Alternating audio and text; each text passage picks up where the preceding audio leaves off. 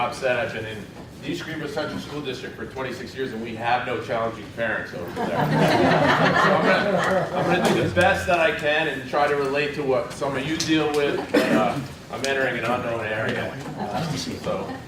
I'm not sure how many people saw the Times-Union this morning, but there was an editorial in the paper, did you see that already? It talks about suspensions and discipline, and it says that, suspensions decreases the graduation rate, and it increases crime, it increases, jail sentences and filling our prisons. It's all related to suspensions. And then it talks about making sure that the consequence is appropriate. And it does reference Port Lansingburg schools with the student that had the penknife in their car, and they were suspended for a month. So I'm sure Lansingburg schools were thrilled to see that editorial today. And then it also goes on to talking about, rather than suspensions, kind of designing community service projects for students to engage in rather than suspending them. But then it talks about how do we do that, and does it become another burden where this student that can't function in the academic setting, we're now turning them over into the community and asking for somebody to help them fulfill some community service. So another unfunded mandate. But a very interesting article, something that we already know, what the impact of possible suspensions are. So again, 17 years in the classroom, had 14 years of coaching experience, all the way from youth through varsity level competitions. Got into admin after Columbia High School had the school shooting, went in as a dean student, and then a year as the assistant principal, and I've been at Belltop for 7 years. So, and the only reason I say that is just so you can kind of see my perspective and where I'm coming from. So, the communication works for those that work at it. Diffusing emotionally charged situations, frustrating, unpleasant, and the reality is that all of us are going to engage these kinds of interactions in our career. When someone's being difficult, the end result is that the individuals or the team or your school find it difficult to function effectively. So obviously we want to minimize these kinds of interactions.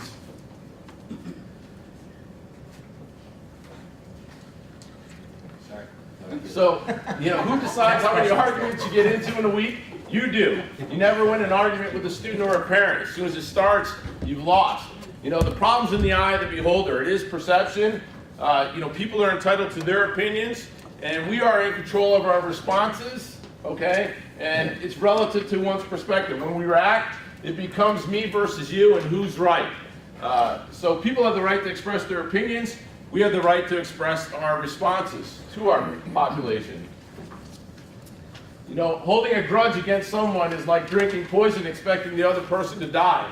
Understand what makes people difficult. We all see the world differently. We realize that, we work in school systems that serve a diverse population of people, a very diverse population of prior experience. It's difficult to even get some of the people we work with to come into the building. Everybody has their own baggage. Don't judge people. If you really see the person as being difficult right from the start, you're setting yourself up for a difficult interaction. So being open-minded, trying to step into their shoes and trying to figure out where they're coming from and how they may feel, and think about how personal it becomes to them, especially when you're talking about a child and someone's child. You always have to think about, from their perspective or what they're hearing from us. Different hot button issues, all related to, different experiences. It's really trying to really understand and relate to our people that we serve. Maybe you can't move the mountain, but you can take a pebble each time you visit. Ask yourself if you could be the cause. Sometimes we are the cause of those difficult situations. Understanding people and what makes them tick, realistically knowing what we can change and what we can't change. There's some things that we just have to navigate and we have to deal with, but we're not going to change the situation. Separating the person from the behavior, all important things. Clarifying roles, that we're in a leadership position. That's important. Attempting to understand the root cause of the difficulty and being able to define the problem. What is this issue that we're having? Okay? Clearly understand the situation, and then, before you start to think about how you can remedy the situation, you really have to understand what the problem is. Listening, it's the most important part of it. You know, you can't be thinking about what you're going to say next. You really have to listen to what the other person has to say. And that's important because when our audience understands and senses that we're empathetic towards them and that we are listening, that's a good start to that conversation or situation. Body language matters, and I have to be honest, that's so important. I've been in situations where it was a team, and think about how threatening that is. That we bring a parent in for a challenging situation, and in the room, there's the parent, and then a school psychologist, the social worker, the teacher, the special education teacher, the administrator. We're already setting it up for kind of a difficult situation. And I remember, as a principal, that I had some support staff members in there, and I watched the body language. I've been in different situations where I saw one of our staff employees starting to doze off. I saw another staff member roll their eyes, and that relationship did not start off well. Difficult situations, but it's real. We get in these frustrating situations where maybe the teacher has tried over and over and over again to work with the child, and we're in a situation now where the teacher's frustrational level, it's at a max. The parent comes in and the teacher's frustrated, and it shows. It shows in the way they sit. It shows in the way they make eye contact or don't make eye contact. But the body language, the rolling of the eyes, and you know, the parent left that situation, and I'm not kidding you, I got a 7-page typed letter 2 days later. 7-page letter. And it said, is it Belltop or Baghdad? That was the topic of the letter I got. I put that fire out. I put that fire out. You know, don't complete other people's sentences for them. Let them speak. If you don't get it, you don't understand their point of view, ask questions, and a good strategy. So what I'm hearing you say is that right? Just to define the problem. You don't have to agree, but you have to acknowledge. You know, saying I'm sorry that something happened. I'm not saying that it was my fault. I'm not taking blame.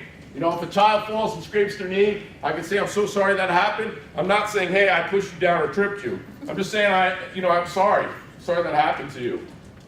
Taking the time to compose yourself and think about your response rather than reacting immediately. Pausing and thinking, think before you speak, so important. Just because you're in a leadership role doesn't mean that you just have the ability or the right to just say whatever you want to say. Think, have a plan. You know, and this is important. A lot of times you're sitting around, and I do talk about listening, but, planning ahead. Thinking about what possible situations could you encounter in your current position. And kind of playing it through. What would I do if? I'm in a situation and a parent comes in and they're absolutely furious and they're screaming and yelling, what would I do? How would I handle it? And kind of playing it through in your head before it actually occurs, because in all likelihood, at some point, it's going to happen. It's going to happen. So having a plan for all the what ifs, and if you can predict it, you can plan for it. The important thing is that you speak from knowledge and that you know your policies. I'm sure you have a Board of Ed policy. You know, there's DASA, Dignity for All Students Act. Do you understand the policies that are out there, and are you well versed in them? Because it's important that you speak for knowledge and think about the power when you refer back to something. If you have a school code of conduct, okay? But it's also important that when you are working on those things, that it's an inclusive process and that your population is aware of it or had the opportunity to be aware of it before there's an issue. Our Board of Ed policy is about that thick.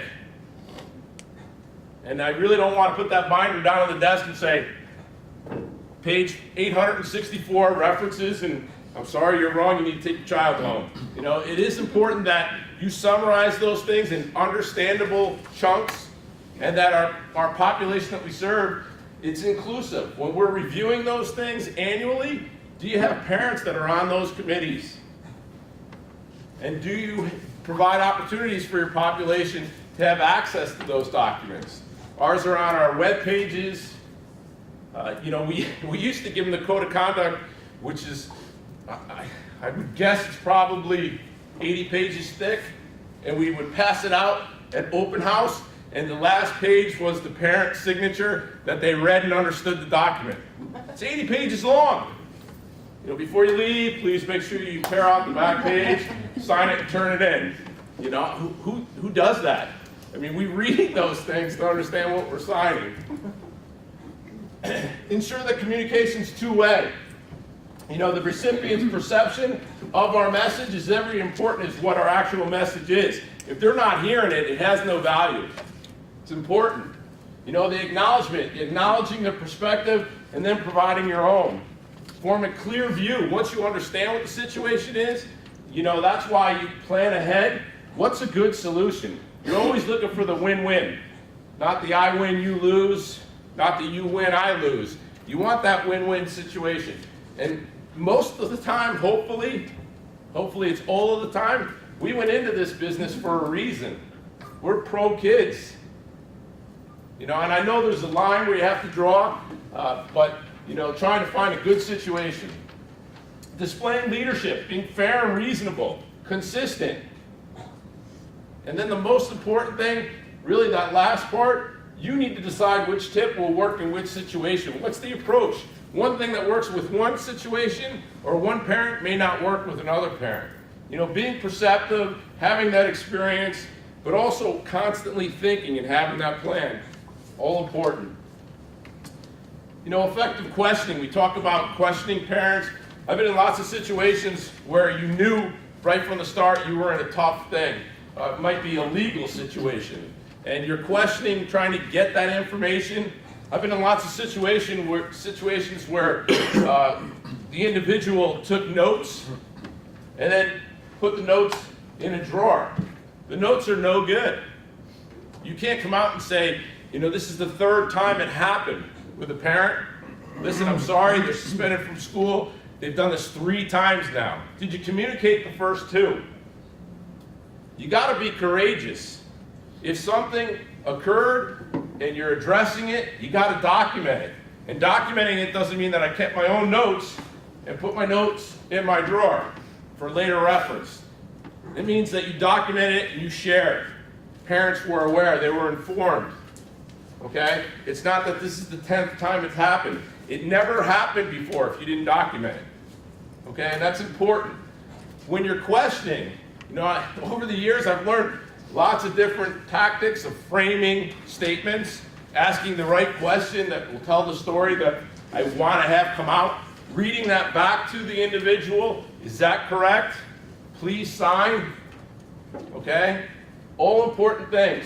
But when you're not sure and you need more information, it's okay to seek out help, get a little advice. It's okay when you know I'm against the wall here, this is not going to go well. Stopping that conversation, deciding that it's, you know, we need a little bit of time, let's reconvene. But you got to really frame things up and be specific. Let's look at our calendars. Can we meet tomorrow at 3 o'clock? And just get a little bit of time and get the information that you need. All important. And having another individual present, really important. I've been in some tough situations. Student accusing a staff member of illegal activity. You know, I remember being in the situation where I was in my administrator's office and a knock on the door, a student I didn't know because it was a very good person, very good student. And at that point I handled discipline. So I saw 25, 40 kids a day, and I got to know 25 or 40 kids out of 1,500 that part of the year. So the student came in, made their statement, which was the accusation toward a staff member, which led to the termination of the staff member. But I remember my first response, they did not cover this in my admin classes. So I called the principal, and he was at a Suburban Council Principals meeting. I called some other APs. One was out of the building, and I asked my secretary, I said, I want you to come in. I want you to bring your yellow steno pad, take some notes. Don't say a word. Just take notes as you hear the conversation play out. Don't roll your eyes, no body language, just take notes. Don't ask a question, nothing. and we started taking statements. But a lot of times, those are important situations that, you know, it's so funny. You take all those classes to get your admin degree, and then what really is the learning part is on the job. On the job. Very true. So, you know, knowing when to invite another adult or another colleague or supervisor to sit in on that conference. And if you are rescheduling, set a firm date. Just don't say, I'm going to get back to you on that. Set a firm date.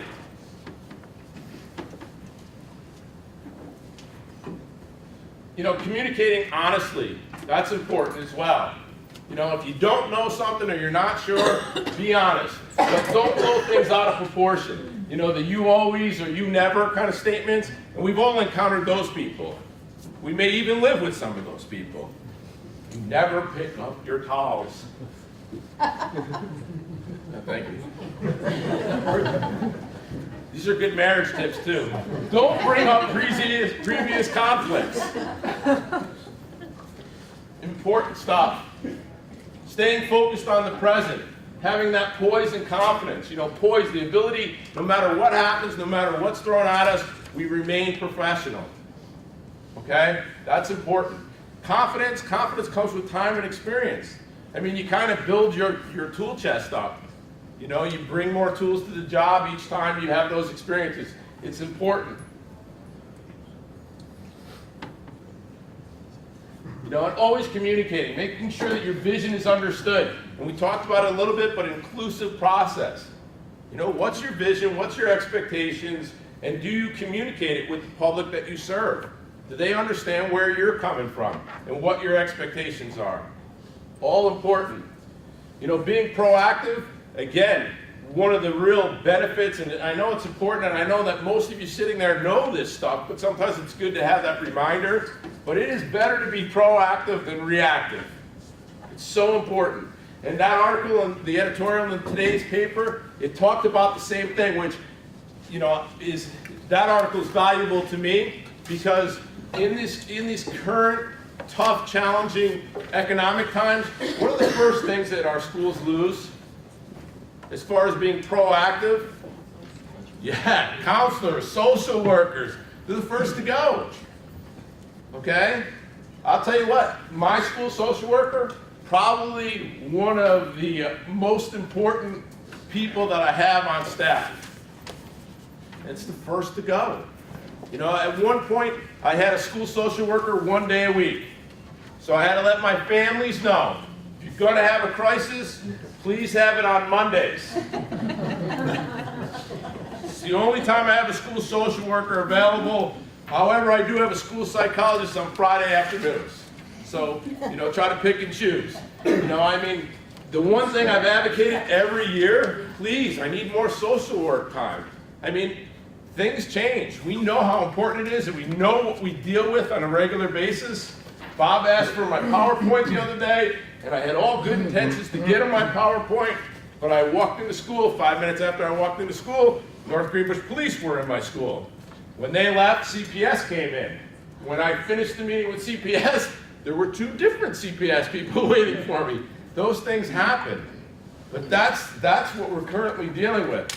So it is important, but being proactive, you know, having those code of conducts, making sure that your communications are continual and you're communicating with parents, it's so powerful to be able to refer to something without sarcasm. There are all those times where I say to parents, listen, I sent a letter home. I can go home with little Billy and I can unpack his backpack for you. I can read my letter to you if you want at the dinner table, but I don't. I pull back, keep the poise, but you know we get frustrated. It's true. You know, it's on the internet. I sent a letter home. You signed the letter, even sometimes. I shouldn't say that because I just found my son's permission slip to go on a trip back in December. I obviously didn't send in the $6 or the signature. Ben, what happened?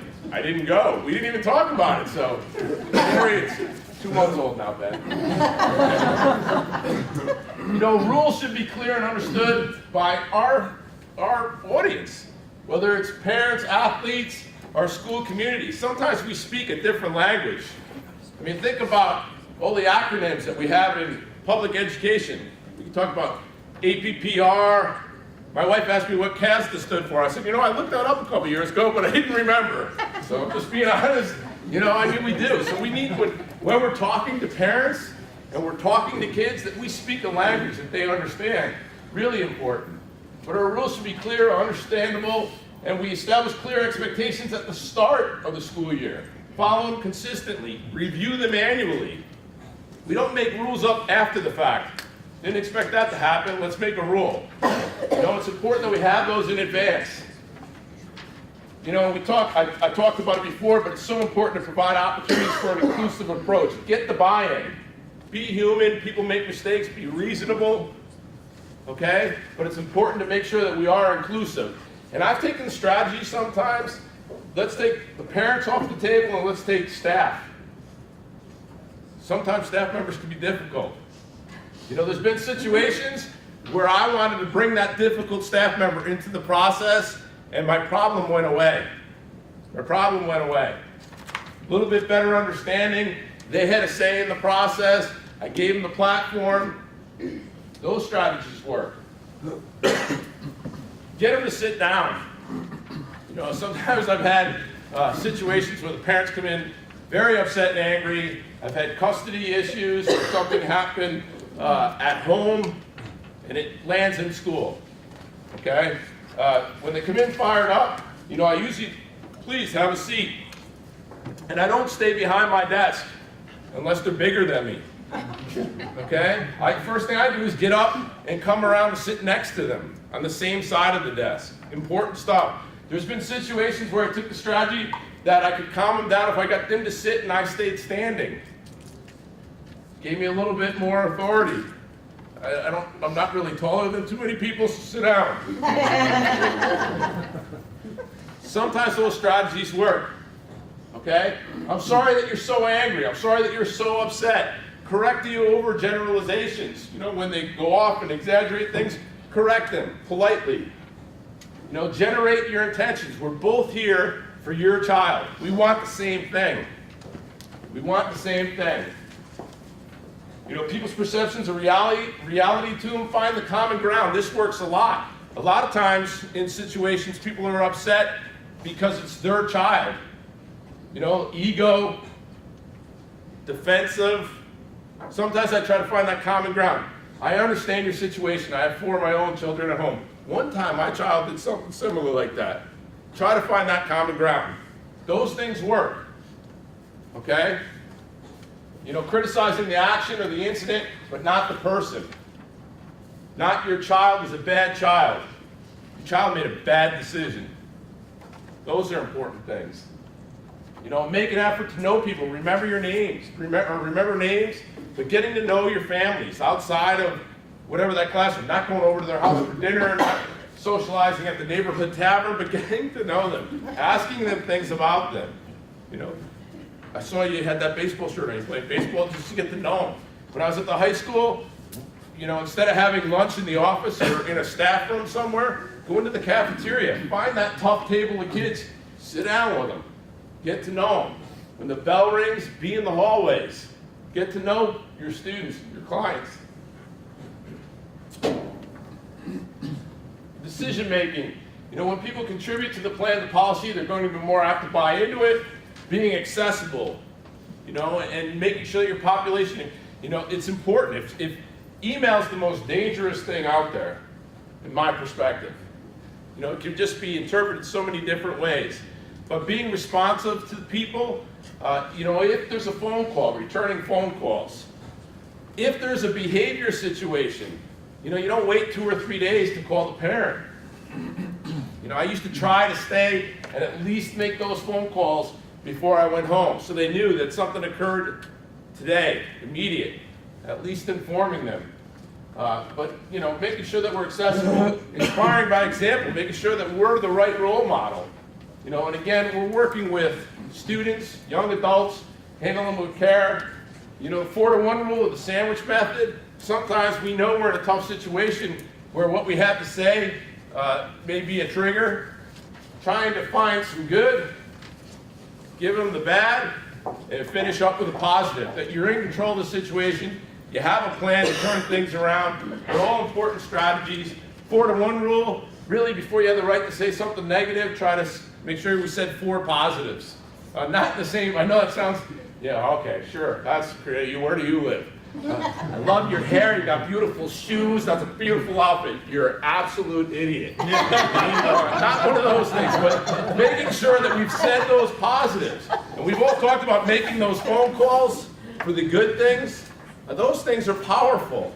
If you know it's not just always negative, and you're recognizing the small little achievements and the positives, the negative is much more easily heard from you. All important.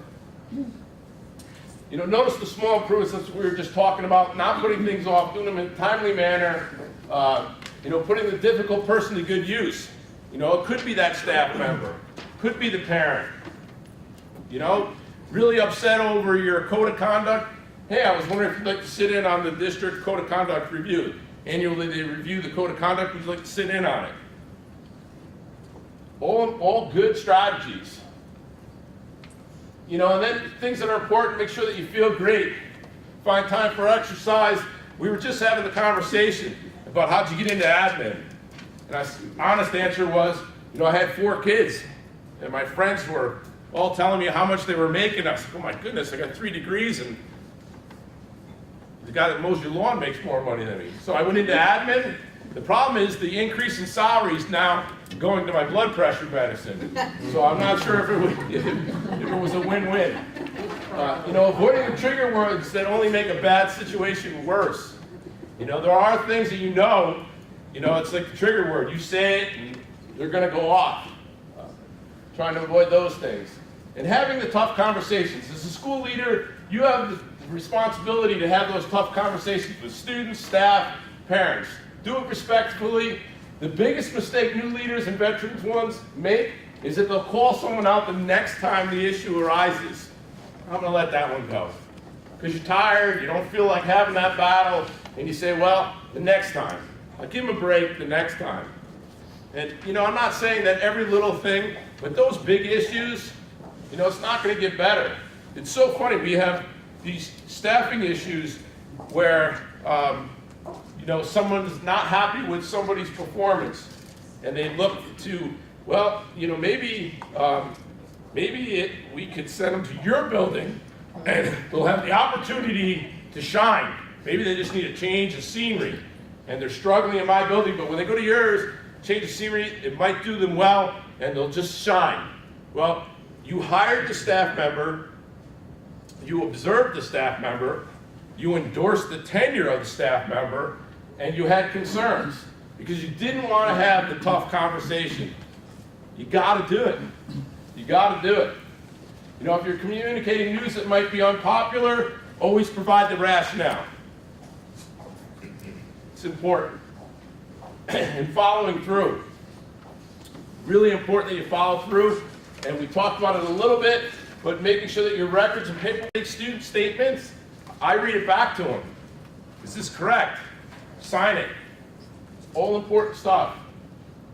Things that go home. Documenting that I had the conversation with parents. And then just a couple particular ones that I want to put up here. The hostile parent, I call it the Mel Gibson or Mike Tyson syndrome. What's the best approach? Well, confront them directly, but calmly and professionally. Declare the behavior unacceptable and be specific what you expect from the parents. Best to do behind closed doors. Sometimes those parents like the audience. So the first thing I try to do, why don't you come out of my office and we can talk about this. Try to get them out of that crowd. Arrogance, the Donald Trump syndrome. Avoid the topics that are going to get you in trouble. Mentally review the topics that may invite an attack. Try not to feed them those things. And just other types, and there's so many, but unreasonable parents or unreasonable adults that we're working with or students, keep the interactions as short as possible. Don't try to connect and reason with difficult people. Focus the conversation on them. Bully, they'll very seldom ever back down in front of an audience. You got to address the behavior, say it's inappropriate, and then give them the directions on how you, or the rationale on how you expect them to act. Verbally abusive, indifferent, the parents that just can't get them on board.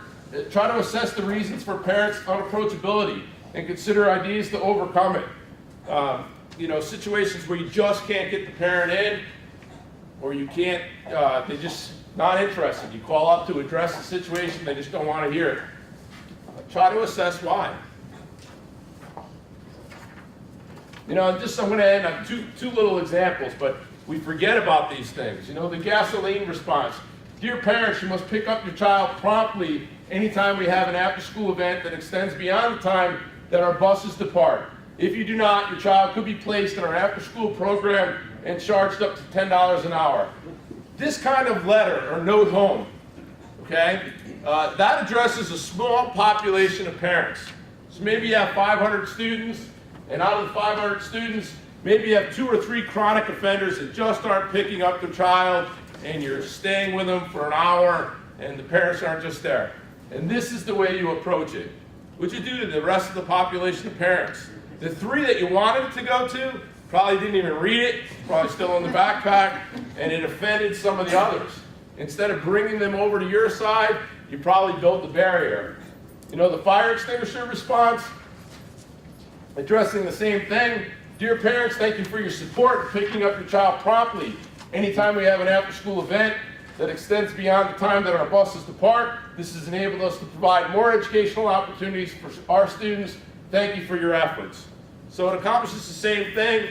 Maybe if the parents that it really, the reason that you had to get that letter out, maybe you put a little guilt, maybe it was a little eye-opener, but it's not offensive, it's the same thing. And that's just a real small example, but it happens all the time. Sometimes when we write our written responses, it's an opportunity to make that connection with our population. And sometimes we need to be a little bit more reflective. A good strategy sometimes, when I formulate those kind of communication pieces, I put it to the side for a little bit. Go on to some other task, come back to it. Is it going to be perceived the way I want it to be perceived? Does it bring them to my side, or does it build a barrier? Important all the time. Email, I know there's a lot of different perspectives on emails and feelings about emails. Personally, how many times can we read an email and it can be taken so many different ways? I'd rather have that face-to-face phone conversation. I do have a record button on my phone that is important sometimes, but all important things. The bottom line, no one answer. You have to continue to refine our skills. The best advice I could give you is, being perceptive, being a clear communicator, and just kind of remaining calm in those situations, but play things out and say, and self-reflection. Sometimes when you have those interactions that didn't go the way you wanted it to go, stepping back and asking yourself, where did it go wrong? What would have I done or what could have I done to kind of turn that situation around? And you learn from those experiences. So again, I appreciate having the opportunity to come today. I wish you the best of luck, and thank you.